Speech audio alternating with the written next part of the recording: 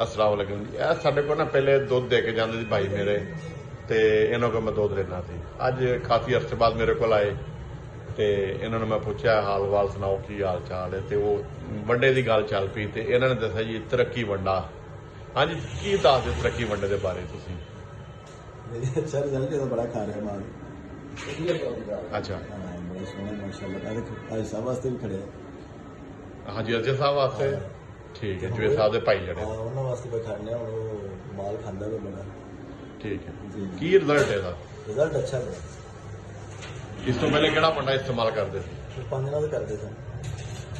अच्छा हाँ तो 5 दिनों छड़ दिता तो हमने ਹੁਣ ਇਹ ਇਸਤੇਮਾਲ ਕਰ ਰਹੇ ਹੋ। हाँ जी हाँ ਦੁੱਧ ਵਿੱਚ ਵਜ਼ਨ ਵਿੱਚ ਕੀ ਫਰਕ मतलब ਮਹਿਸੂਸ अच्छा ਹੈ? खांदा बड़ा है माल ਅੱਛਾ जी।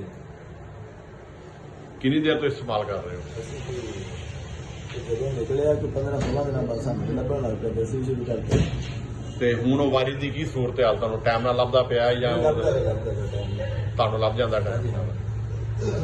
ਉਂਝ ਵਾਰੀ ਲੈਂਚ ਲੱਗਣਾ ਪੈਂਦਾ ਹੈ। ਨਹੀਂ ਅਸੀਂ ਇੱਥੇ ਸੁਣਾਇਆ ਨਾ ਕੋਈ ਲੈ ਜੰਨੇ ਆ ਅੱਛਾ ਅੱਗੋਂ ਕੋਈ ਇੱਥੇ ਡੀਲਰ ਆਇਆ ਉਹਦਾ? ਜੀ ਸੁਣਾਇਆ ਲਗਾ ਤਾਂ ਪਤਾ ਹੈ ਸਭ ਅੱਛਾ ਜੀ। ਤੇ ਦੁੱਧ ਦੀ ਕੀ ਐਵਰੇਜ ਇਹਦੇ ਵਿੱਚ? ਦੁੱਧ ਵੀ ਠੀਕ ਹੈ ਮਾਲ ਵੀ ਤਾਂ ਉਹਦੇ ਨਾਲ ਖੁਸ਼ ਹੋ ਕੇ ਉਹਨੇ ਖਾ ਲੈਣਾ ਜਦ ਤੱਕ ਦੁੱਧ ਦੀ ਐਵਰੇਜ ਠੀਕ ਹੀ ਰਹਿਣੀ ਸਹੀ ਸਹੀ ਜੀ।